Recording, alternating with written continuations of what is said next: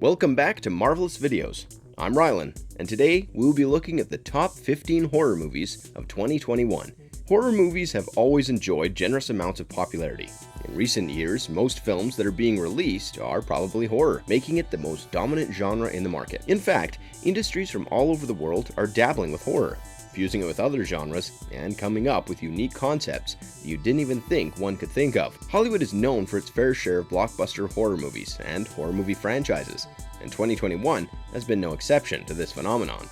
Candyman, Conjuring 3, Halloween Kills, and A Quiet Place 2 are some of the popular releases. But that doesn't mean that we will neglect the more underrated gems that have been released this year as standalone movies that are not from a big franchise and do not boast a famous cast. However, with such an overly saturated market, it has become hard to keep track of some of the movies and what happened in them. So, in this video, we will talk about 15 such horror movies that were released in 2021. And spoiler warning, we are going to be talking about the plots. This list will carry movies about human and animal hybrids to vengeful bar singers, Buddha's monsters to clones in cryogenic state, vampires to a woman who is sexually interested in cars. Crazy, right? Before we go into our explanation, we have a very small request. If you like our content, please support us by subscribing to our channel. This is a small click for you, but for us, it means a lot. Thank you. Now, let's begin.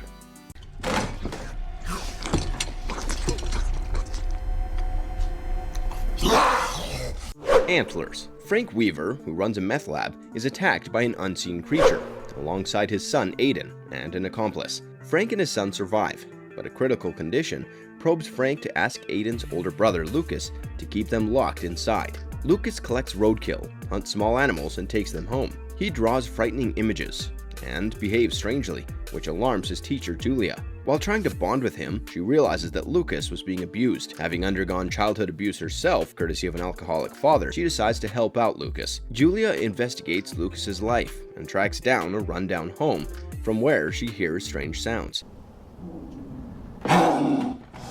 Meanwhile, the sheriff finds the remains of Frank's accomplice in the woods. The truth is, Frank and Aiden were kept in that very rundown home, and Lucas collected animal carcasses to feed them. The principal, Ellen, visits the rundown home and enters the room where Frank and Aiden were being kept. They soon kill her, and the transformation causes antlers to burst out of Ellen's body. The police find an antler, along with Frank's accomplice's remains in the mine as well. Frank turns into an antlered creature and kills Lucas's school bully.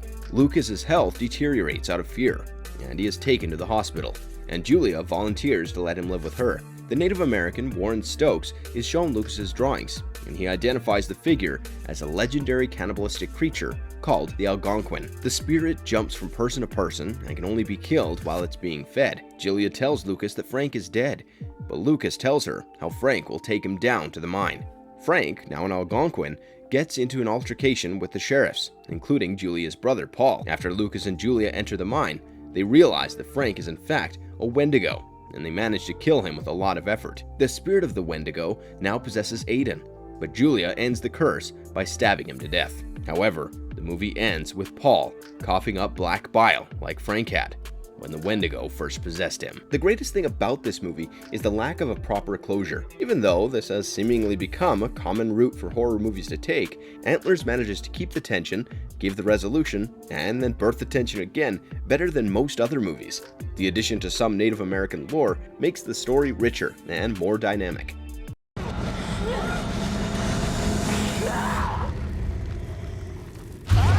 No one gets out alive. Amber is an undocumented Mexican immigrant who moves to Cleveland after her mother passes away. She takes refuge in a dilapidated boarding house run by a man called Red. Soon, she begins to experience strange things, especially at home. One night, she spots Red's sick brother, Becker, banging his head against the door. She gives a coworker her saved money to acquire a fake ID so that she can keep working, but he takes the money and bolts. Amber asks her boss for his address, but she is fired. Her cousin Vito doesn't help her either, and she doesn't want to go back to the house, so she calls Red. At her boarding house, she is forced in a room where she locks herself inside. Two Romanian women who have moved into the house soon join her. Red and Becker prepare to take the three women down to the basement. Becker also kills Beto, while Red tells Amber his story. His dad was an archaeologist who visited Mexico in 1963. He had brought back a stone box with him. The box compelled Red's parents to murder women, who were the strange ghosts that Amber had been feeling in the house. Even though Red did not intend to live the same way,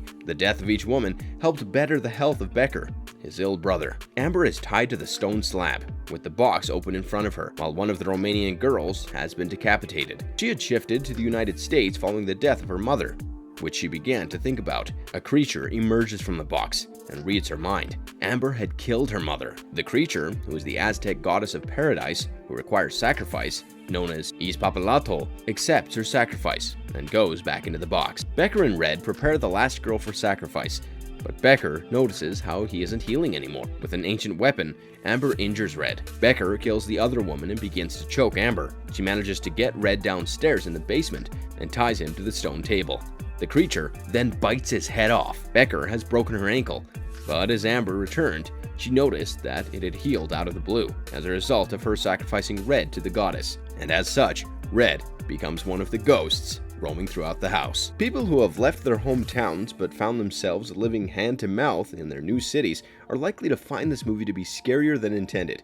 Not only is the premise solid, but the actors have managed to do a splendid job with their roles as well. Most importantly, the realistic horror used in the movie is what sends shivers down the spine.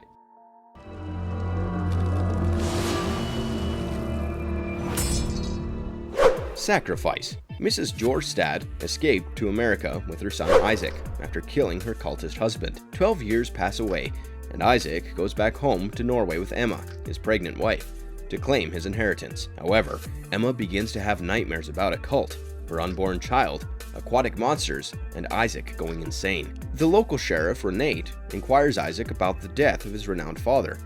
Even though Isaac tells her that his father had left him, just as his mother had claimed, Renate believes that his mother had killed her husband. Isaac and Emma go to Renate's for dinner, where they notice an odd effigy, which turns out to be a tribute to Renate's late husband. Her daughter Astrid gives Isaac strange stares, and Renate discusses an ancient aquatic deity called the Slumbering One over dinner. She then takes them to an annual sacrament, where Isaac is made to join Renate's robed cult in the water. Following the baptism ritual for the Slumbering One, Isaac begins to behave strangely, which irks Emma.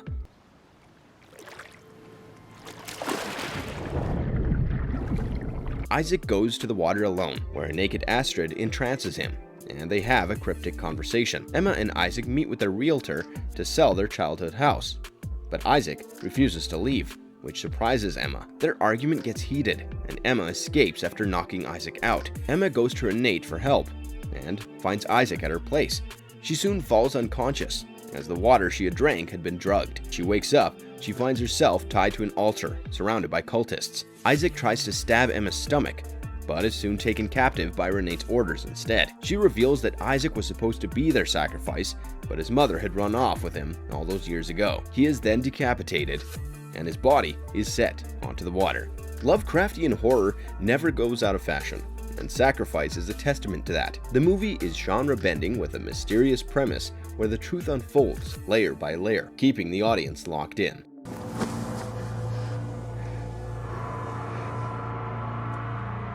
Lamb. An unknown, heavy-breathing entity spooks out a herd of horses in Iceland. Farmer Maria and her husband Ingvar finds out that one of their sheep has birthed a human-sheep hybrid. The couple grow loving towards the creature and name it Ada, after Maria's late daughter. Ada's biological mother becomes a problem for the family, as she loiters around the house attempting to contact Ada. Ada goes missing and wakes up next to her mother, but Maria kills her and bruises her body. The entire incident is witnessed by Peter, Ingvar's brother. Peter keeps approaching Maria sexually when he's alone. He is also repulsed by Ada because she is half animal. Peter takes Ada on an early morning walk with the intention of shooting her, as he was disgusted by the family's attachment to the strange creature. However, he has a change of heart and grows fond of her. One evening, when the four of them spend time together, Ada notices an unknown entity near the barn, kills the family dog, and takes the gun. Meanwhile, Ingvar goes to bed, while Peter starts to make sexual advances at Maria. After being rejected by her, he reveals that he knew about Maria killing Ada's mother, and uses this information to blackmail Maria into having sex with him. Maria plays along, but then locks him in a closet, She plays the piano to overpower the sound of his cries. She later drives him to the bus station and sends him home. Ingvar wakes up and finds that the two of them are missing. So he takes Ada to fix his broken tractor. While returning, the entity, which turns out to be a ram and man hybrid, similar to Ada, shoots Ingvar and takes Ada away with him into the wilderness. Maria comes home to find the two of them missing and searches for them, but in the end, she is in despair after finding Ingvar's corpse. The unique story and unusual premise is the selling point of Lamb. The movie is so highly emotional, and the actors do a splendid job in conveying those emotions to the audience. It is also minimalistic, allowing each character to have a big impact on the story.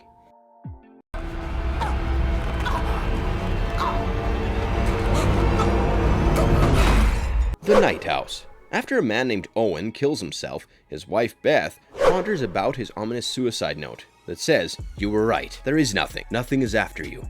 You're safe now." She witnesses strange events at night and finds a weird reversed floor plan of their house. She finds a photo of a woman and assumes her to be Owen's mistress. She gets drunk and reveals to her friend how she had died for 4 minutes in an accident and saw nothing after her death. Owen had disagreed with her claim. After his death, she was depressed and she had begun to sleepwalk, but a supernatural presence woke her up and she saw women fleeing through the woods. She goes to the lake and finds blood on the boat where Owen had shot himself. She also found her and Owen's house, but reversed. She would see ghostly women with Owen. Beth finds the reversed house again, and she retrieves a strange statue and begins to find out about how Owen would be seen with several women who looked like Beth. She identifies the statue as a voodoo doll and thinks that Owen was trying to trap demonic entities. A woman from Owen's photos, Madeline, tells Beth he tried to choke her after kissing her and then panicked. Beth visits the reverse house and finds the bodies of Owen's women under the floorboards. An invisible presence caresses Beth. She hugs it, assuming it to be Owen's spirit, but the spirit soon shows her the visions of her late husband murdering women. The entity identifies itself as nothing, i.e., the thing Beth saw after she had died. It tried to make Owen kill Beth to bring her back to nothing. So he began killing her lookalikes to trick the entity. Then it traps Beth in a statuesque position. The next day, Beth's friend Claire finds Beth floating on the boat with a gun. Despite nothing's persuasion, Beth decides to not kill herself, and she returns to the real world from the reversed world. The movie is ominous and philosophical. We get to see a reversed mirror world in the mind, where most of the mind-boggling events take place. The addition of Rebecca Hall to this psychological horror only adds the cherry on top.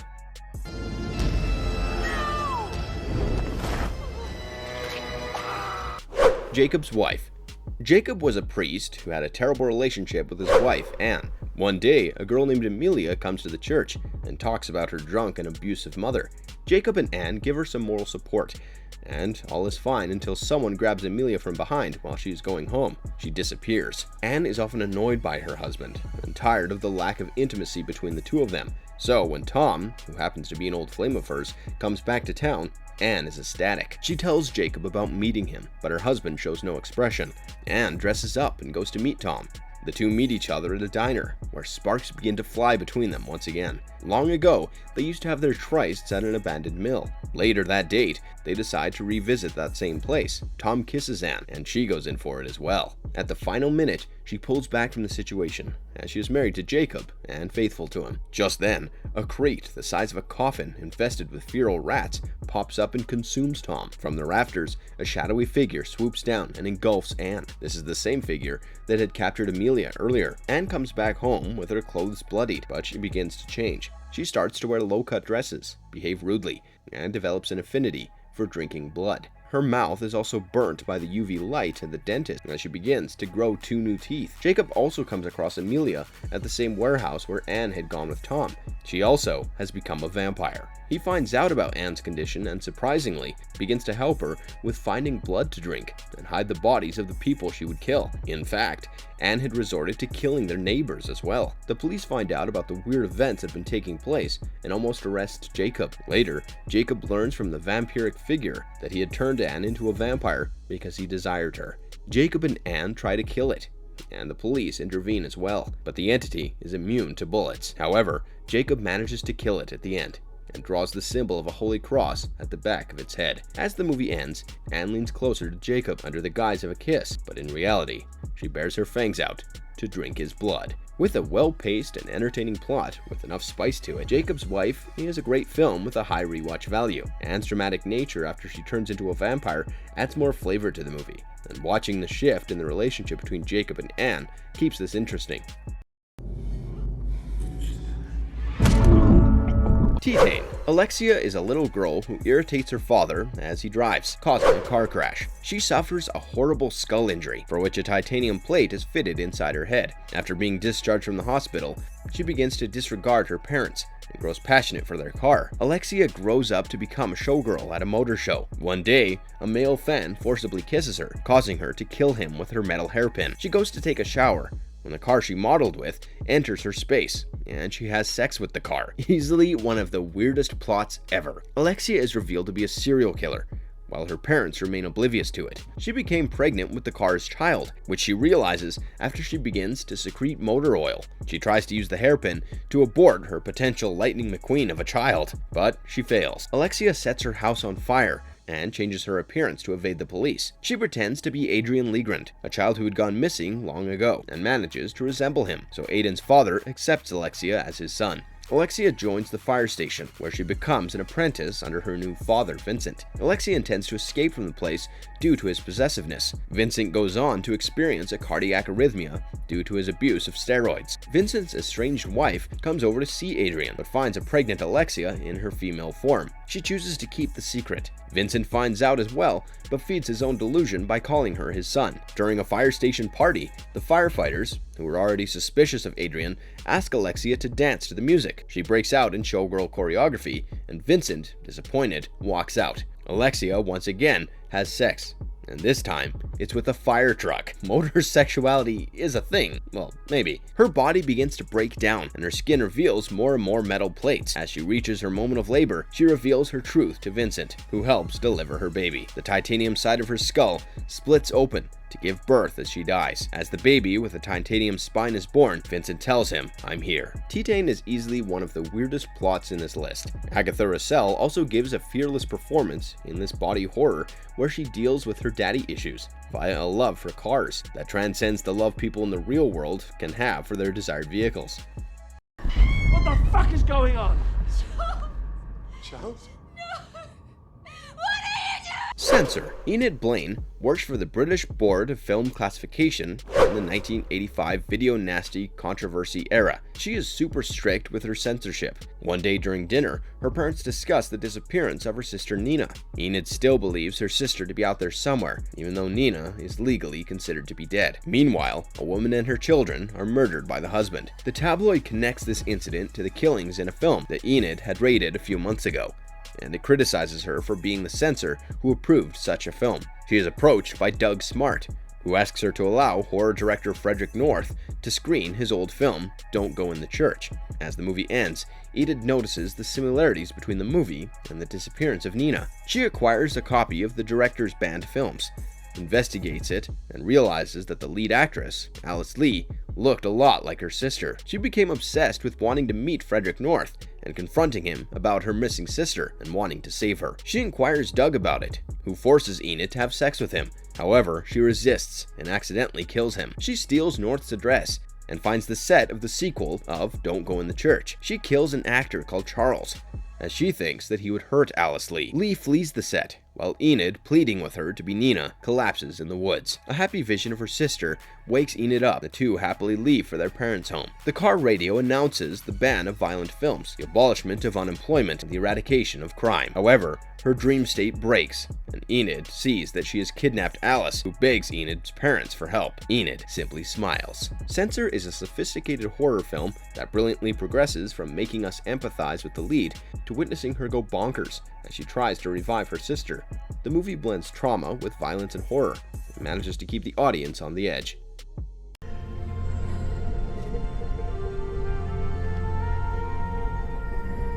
Oxygen. A woman finds herself trapped in a cryogenic unit, while her oxygen levels are dropping rapidly. Due to memory loss, she has no memory of herself or her condition. An advanced AI named Milo, or the Medical Interface Liaison Officer, assists her, but it cannot open the cryogenic unit without an administrator code. She manages to transmit herself outside the pod and contacts emergency services. The manufacturer tells her that the unit she was in had been destroyed 3 years ago. The woman then uses the AI to look for information on herself from the past. She learns that she is Elizabeth Hansen, who is a cryogenic doctor. She has a husband, Leo Ferguson, whom she finds on social media. She finds his number on his profile and contacts him, but a woman picks up. She tells the woman that she was Leo's wife and needed to speak with him, but the call receiver hangs up. Meanwhile, Elizabeth's oxygen levels keep falling, and she gets electrocuted while trying to open the pod. The police contact her, but she grows suspicious towards them. The unknown woman calls her again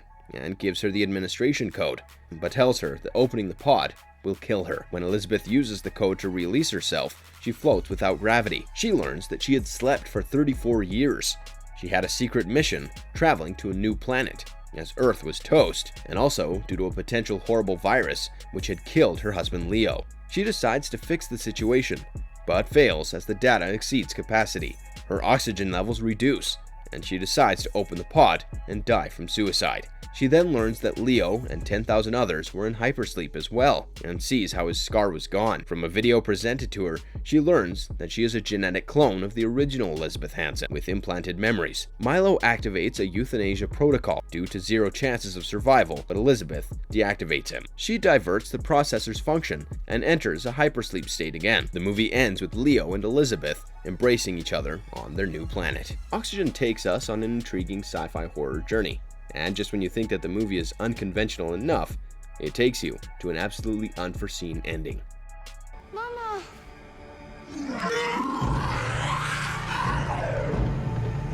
Blood Red Sky. An airborne plane is hijacked. The controller manages to make it land at an RAF base. The man in the cockpit is considered to be the hijacker, despite his injuries. Nadia, a German widow, gets ready to fly to New York with her son Elias. Elias suffered from leukemia and was boarding a flight to visit an elite doctor. Nadia wants to help him get better. At the airport, Nadia takes some medicine that makes her very uncomfortable, while Elias becomes friends with a man named Farid. Meanwhile, the co-pilot and a group of men murder 3 air marshals and sabotage the black box. The leader asks the passengers to stay put until a ransom is paid. Nadia is shot several times, and the hijackers force Farid to make it look like a terrorist-induced suicide attack on record so that the plane is shot down. Nadia relives the death of her husband as she gains consciousness. She thinks about getting attacked by a vampire who bit Nadia, turning her into a vampire as well. She stole vials of vampire suppressants and burnt the house down. She transforms into a vampire after drinking the blood of one of the hijackers. Nadia bites yet another hijacker and kills him before he can transform into a vampire. They realize that they are dealing with a supernatural force and use UV light to subdue her. Elias tries to save Nadia, but accidentally shoots out a window. The hijackers collect samples of blood from Nadia, and 8-Ball injects it into himself.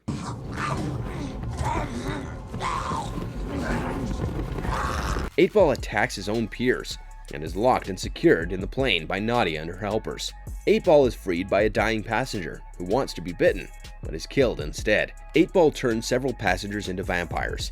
Nadia uses the hijackers' explosives to sacrifice herself and prevent vampirism from spreading. 8-Ball drains her blood and tries to attack Elias, when Farid steers the plane towards the sun, causing 8-Ball to burn from the sun's rays. With Elias's own blood, he saves Nadia, but she flees as she didn't want to taste his blood. The authorities board the plane after the landing. Nadia turns into a vampire completely after feeding on a soldier, and then heads towards Elias to devour him. He had a detonator in his teddy bear, which he activates to kill all the vampires, Nadia included. There is enough gore here to keep any horror fan entertained. The movie blends what you would expect from a vampire movie with what you would expect from a movie about a heist. It then makes the two work well with one another.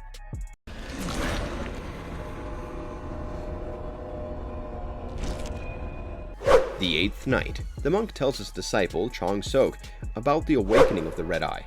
Chong Sok was under a vow to not speak for 2 months. The Red Eye would possess 7 people in a chain, and one of them would require to be killed while possessed to stop the catastrophe. After uniting with the Black Eye on the 8th day, the world would end. The monk Park Jin-soo becomes one of the victims as well. Monk Ha Jung gives Chong Sok a black container and asks him to bring Park to him. Before Chong Sok can do so, the monk dies. Chong Sok leaves to find Park with the black container, but it gets stolen. He begins to suspect a pretty girl, but she disappears. He meets Park that night, who communicates with Monk Ha Jung spiritually. He speaks about how they would have to kill a girl who will be the 7th person to be possessed. Park and Chung-sok try to find the girl, but Detective Kim Ho-tae attacks Park, suspecting him for the murders. Chung-sok meets a possessed girl and tells Park about her. Park goes to kill her against Chung-sok's wishes, who wanted to save her, but this girl was quite different. The detective intervenes once again and finds Park while the original possessed girl appears and shifts the possession onto another detective. We also find out that Park's family had been killed accidentally, so out of vengeance, he had tried to kill their child, but stopped himself. Park heads to a temple before the 8th night, while the detective learns about the real story from an old woman. The young girl was a demon who did not age, and she was in love with the archaeologist. She had also given him her blood to reawaken the red eye. Park reaches the same place where Chung-sok was with the girl, and they realize that she had stolen the black eye. Park begins a ritual, but the possessed detective comes to attack him. After he is killed, the demonic entity passes on to Chung-sok. Park uses spells to fight it, and realizes it is the same boy he had tried to kill. In the end, his spell works out, and the demon shifts to Park's body. This time, Chung-sok kills Park to prevent the catastrophe, and then goes back to the desert to bury the boxes with the red eyes. The movie can be a bit confusing with so many possessions and important characters, but it's all worth it. The emotional value is high and has a lot of surprising twists, making it a must-watch.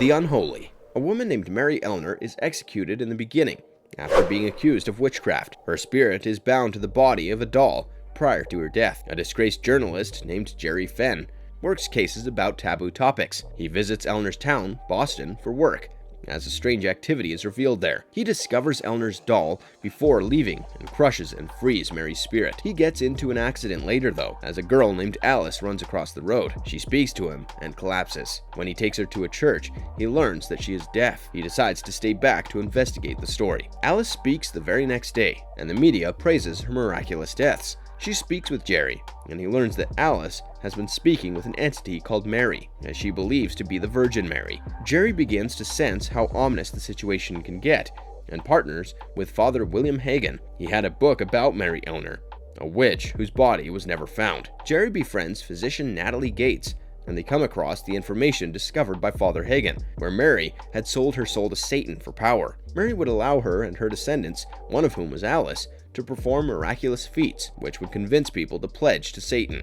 Mary tries to kill Jerry, but is warded off by Messenger Delgard's crucifix. Alice tries to hold a church service by the tree, while Jerry and Natalie perform a ritual to stop all the madness. However, Mary appears once again. Alice urges the people to pledge themselves to Mary, but Jerry tries to call all the miracles hoaxes that were results of the placebo effect. Mary tells Alice that if she stops the service, she will never speak again. Alice realizes Mary's true nature and confirms that they weren't godly miracles. Mary emerges from a burning tree and tries to kill Jerry, but Alice sacrifices herself to save him. Mary disappears, as Alice was her link to the living realm. Jerry begs God to save Alice, and it works.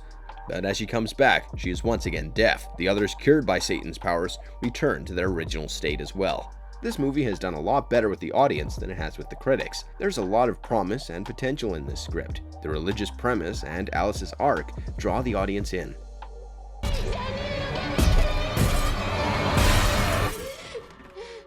Last Night in Soho. Ellie Turner is obsessed with the style and music of the swinging 60s and dreams of being a fashion designer. Her designer mother had killed herself when Ellie was just a child, so Ellie would occasionally see her mother's ghost in mirrors. She moves to London to study fashion and moves into an apartment owned by Miss Collins. She has a vivid dream where she is in the 1960s. A blonde woman called Sandy walks into the Café de Paris and asks about being a singer. She also has an affair with a charming manager called Jack. Ellie, inspired by Sandy, designs a dress the next day. She also finds a love bite on her neck. In another dream, Sandy auditions at a Soho nightclub and returns to the apartment rented by Ellie. Inspired, Ellie changes her appearance to mimic Sandy's and gets work at a pub where a silver-haired man notices her. Later, she dreams about Sandy being pimped out by Jack to his male business associates. Ellie's original life begins to heavily resemble Sandy's, especially with abusive men. She attends a Halloween party with John, and he comes back to the apartment with her, but has a vision of Jack killing Sandy. She tracks down the silver-haired man, who she considers to be the real-world equivalent of Jack. Meanwhile, the police do not take her seriously. Ellie fails to find information about Sandy in the newspapers. Her spirit begins to manifest, and it births a need in Ellie to avenge Sandy. She confronts the silver-haired man, who denies killing Sandy, but dies that very same day in a car accident. After the man's name is revealed, Ellie learns that he was someone who had helped Sandy to escape her life as a prostitute. Ellie, now devastated, decides to leave London. She speaks to Miss Collins about leaving, and learns that Miss Collins is actually Sandy. But Sandy had killed Jack. She would lure the men she was pimped out to and kill them. She had drugged Ellie's tea to kill her and ensure her silence. John comes to help Ellie but is stabbed by Miss Collins. The spirit of Sandy's victims beg Ellie to kill Miss Collins. Jack's ghost slaps her as well, and she tries to kill herself after the police arrive. Ellie stops her as she understands why Miss Collins killed the men. The house was on fire due to the woman's cigarettes, and she asks Ellie to flee with John, while Sandy dies in the fire. Time flies by and Ellie became a successful designer. She is congratulated by her mother's spirit in the mirror, followed by Sandy's, who blows her a kiss. The movie is not only heavy in horror elements, but it is also the perfect movie if you're craving a chick flick and horror simultaneously. An imaginative dreamscape creates an exciting world for the lead actress, and by extension the audience. The revelations may not be super unexpected, but it is great to see the movie not demonize Sandy.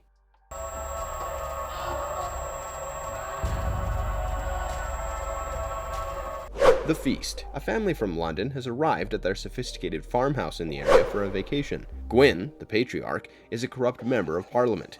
He had made his wealth and fortune by selling the history of Wales to the highest bidder. He also drilled the land to death for his personal profits. His spouse is Glenda, and the couple has 2 sons. Gwyn looks like a serial killer who wears unitards around the house. The other son is a recovering heroin addict, and his name is Guido. He was brought to the farm so that he could get rid of his drug addiction. A girl named Katie is called in to take care of the house. As Katie cleans the rooms, a white sheet on the table gets dirty, while Gwyn hunts outside. However, she did not have any dirt on her hands. She also feels emotionally drawn to the painting in the house, while Gwyn begins to get attracted to her. The farm and the farmhouse belonged to Glenda's parents. The family had revamped the house and sold a portion of the farm to a man called Euros. Gwyn brings 2 dead rabbits home, which puts Katie in distress. Her dynamic with Gwyn also begins to deepen. We also find out that Katie's clothes get dirty whenever she feels troubled. Later, Gwyn hears a weird sound that hurts his ears. Gwyn goes missing while Guido asks Katie for drugs. She takes him to the nearby woods and helps him find hallucinogenic mushrooms, but these mushrooms could also be poisonous. Guido takes them anyways, and Gwyn witnesses Katie help his brother get drugs, despite trying to stay clean. The family's guest, Euros, a businessman, comes home for dinner. Glenda's parents had never allowed the land to be exploited, but Euros and Gwyn plan to ruin the ecology of it by mining for profit, and Glenda supports them as well, due to her greed for money. Another woman named Mare joins the party. Her husband is unable to do so, as a car has drowned in a nearby lake, and he is investigating the matter. The family tries to convince Mare to give her land for mining as well, and offers to let her profit off of it and get rich, but Mare turns the offer down. Meanwhile, Guido does drugs using those mushrooms. His leg begins to rot, and his bed is bloodied, as the mushroom was poisonous, so Katie takes him outside. Later, she comes back to the place to make out with Gwyn. She makes Gwyn chop off Guido's infected leg, and later murders him. Back in the farmhouse, Mare points to the painting Katie was in, and mentions an entity laid in the area who should not be woken up. Mare then tells them how the car submerged in the lake belonged to Katie, who was supposedly dead. The entity had taken over her body, with the intention of killing all the people leeching off its land. Katie returns to the house, which is actually the entity's house, and kills Gwyn. Glenda realizes that her family is dead, and understands that it is because of their greed. In the end, she kills off the last 2 greedy people, Euros and then herself. The entity goes back to sleep. The Feast is a splendid horror movie with a moral value. The tables are turned as the human family turns out to be the real evil in the story, while the violent entity is the one avenging its land against greedy humans. Thanksgiving in a parallel universe.